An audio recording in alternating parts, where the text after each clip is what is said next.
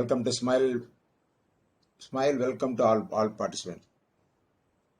Dedicate this program to our Professor Park Juvo. அவர் தான் இந்த சுஜோக்கை உருவாக்கியவர். அவர் வந்து by birth is a Korean. அதுக்கப்புறம் later he settled in Russia.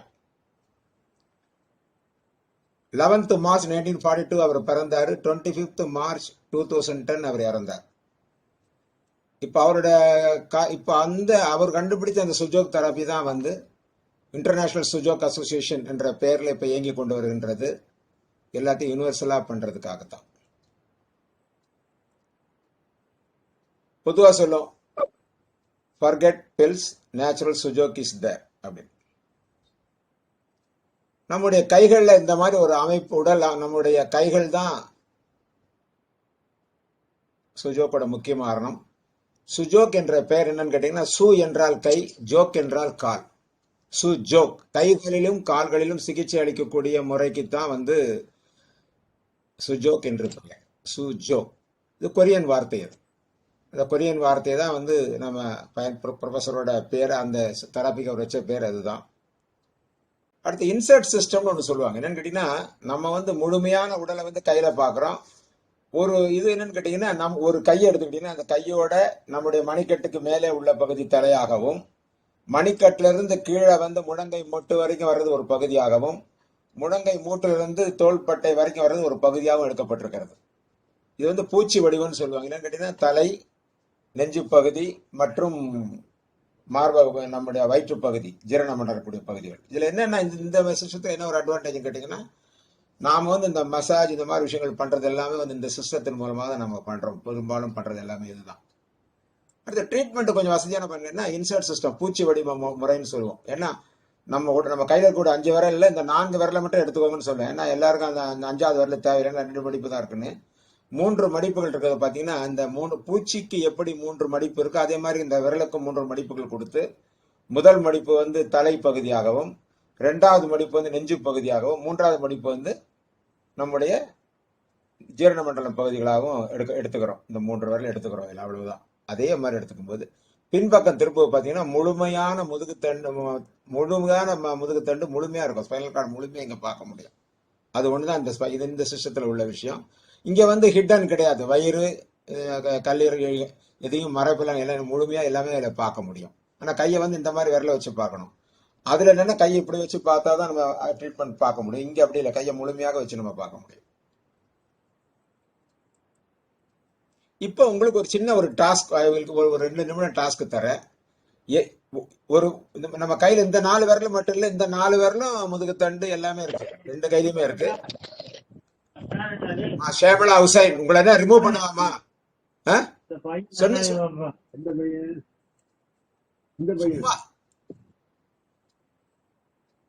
Class சொல்லிட்டு இருக்கும்போது நீங்க எப்ப பார்த்தாலும்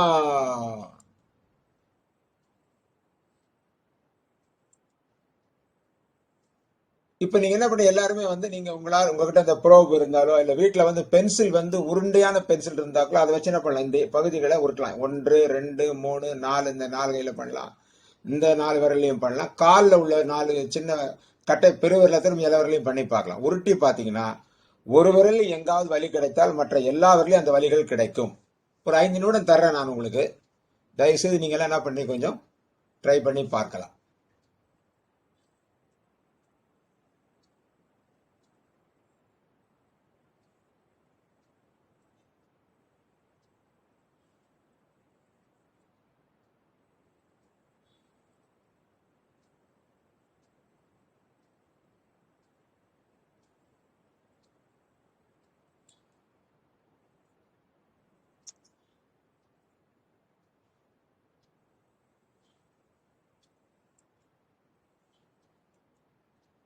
இப்போ உங்களுக்கு ஒரு சின்ன ஒரு காணொளி போடுறேன். ஆடியோ சரியான கவலைப்பட வேண்டாம்.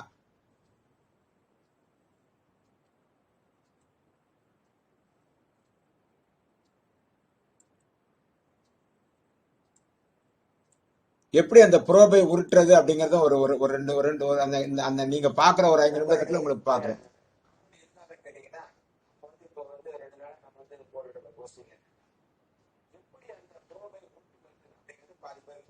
பாத்தீங்கன்னா ஆக்சுவலா இதுதான் சொல்லக்கூடிய ஒரு பார்க்கக்கூடிய இதுல ரெண்டு முறை பாத்தீங்கன்னா ஒரு முறை வந்து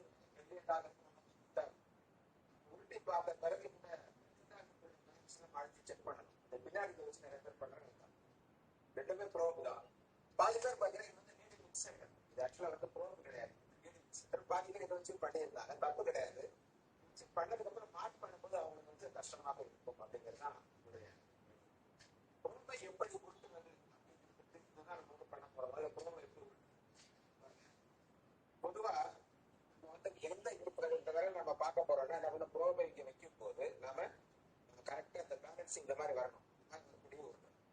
இப்படி உருட்டும் போதே நெரடு தட்டும். நெரடு தட்டுற மாதிரி இருக்கும். அந்த இடத்துல கொஞ்சம் லேசா அழுத்துனீங்கன்னா அவங்க வலிக்குதுன்னு சொல்லுவாங்க. இதுதான் நம்ம வந்து ப்ரோபை உருட்டக்கூடிய முறை. உருட்ட பிறகு இதை வச்சு இதை வச்சு என்ன பண்ணணும், மெதுவாக நாம அப்படி அழுத்தி பார்க்க வேண்டும். அப்படி அழுதிக்கிட்டே வரணும். இங்க வந்து மார்க் பண்ணி வச்சுட்டு மெதுவா ஒரு இடமா அழுதிக்கிட்டே போனோம்னா வலி வலி இருக்கும். எங்க வலி கூடுதல் இருக்கோ அந்த இடத்த நம்ம வந்து மார்க் பண்ணணும்.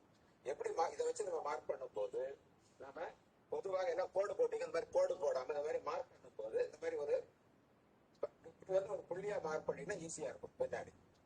நன்றி நண்பர்களே. மீண்டும் அடுத்த காணொலியில் சந்திப்போம்.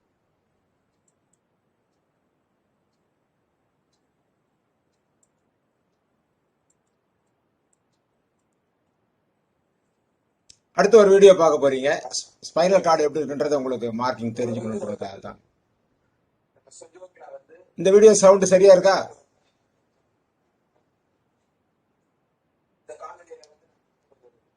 குருஜி இந்த வீடியோவோட சவுண்டும் வரல. படம் மட்டும் பாத்துக்கோங்க. வீடியோ வரல பரவாயில்ல, படம் மட்டும் பாத்துக்கோங்க. ஓகே குரு.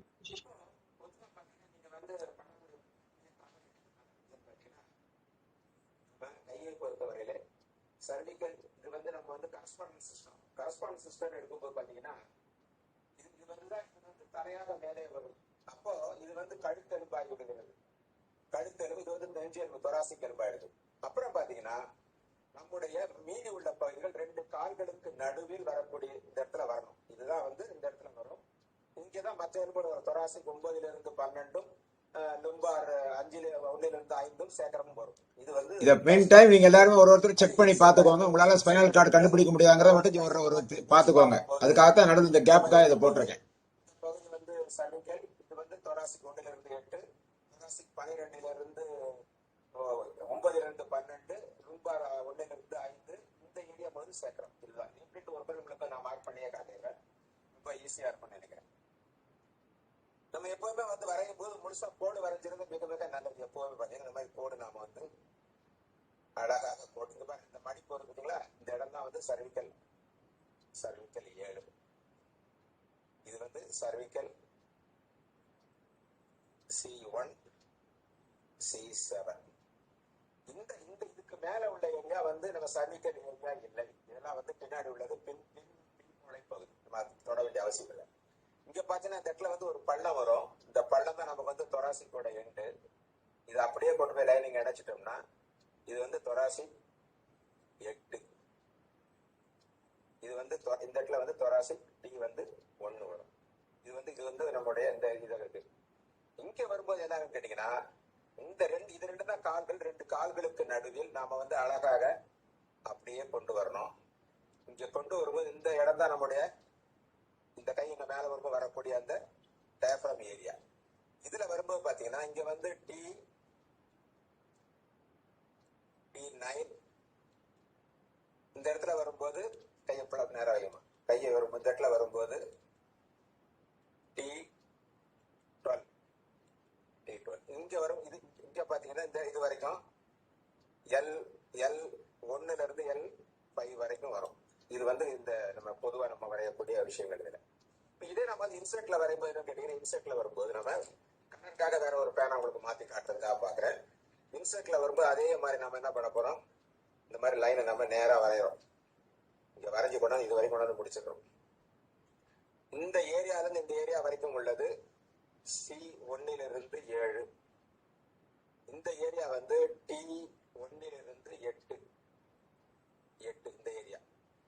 இதுக்கு பிறகு இது வரைக்கும் T9 T9 12. இதுல இருந்து இந்த ஏரியா வரைக்கும் லும்பார் 1 5. இந்த இந்த ஏரியா தான் வந்து ஃபுல்லாவே என்னன்னா சேக்ரம் ஏரியா. ரைட்டுங்களா? இது வந்து நம்ம ரொம்ப தெளிவா மறுபடியும் இன்னொரு படி உங்களுக்கு சொல்லிடுறேன். இது வந்து இன்செர்ட்ல வரும்போது இது நகத்துக்கு கீழே இருந்து ஆரம்பிக்கும். ஆனால் கரஸ்பாண்டன்ஸ்ல வரும்போது நகத்துக்கு கீழே ஆரம்பிக்காது. இந்த முதல் மடிப்புல இருந்து ஆரம்பிக்கும். இங்க வந்து வரும் C1 C1 to 7 T1 to TE.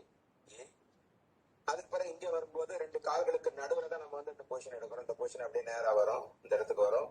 இங்க வந்து இந்த ஏரியா வரை வரும்போது T9 12 லும்பார் L1 L5 வரைக்கும் இங்க சேக்கரமும் வரும். இதுதான் வந்து நம்முடைய வரையக்கூடிய நம்முடைய கையை நம்ம வந்து பிரிக்கக்கூடிய முறை.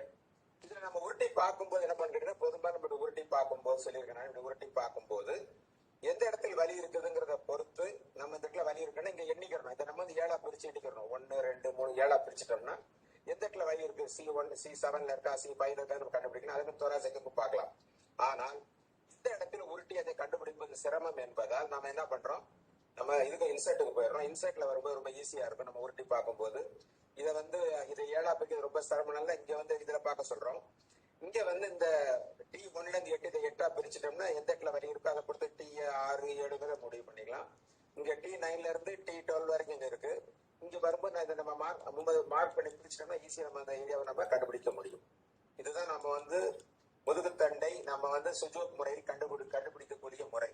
உங்களுக்கு வந்து ஒரு டாஸ்க் கொடுத்துருந்தேன். கொஞ்சம் யாராவது பேசலாம். நான் ட்ரை பண்ணி பார்த்தேன் சார், ஏதாவது கிடைச்சதுன்னு யாராவது சொல்லலாம். யாராவது செக் பண்ணி பார்த்து யாராவது ரிசல்ட் இருந்தா பேசலாம். Time for speaking.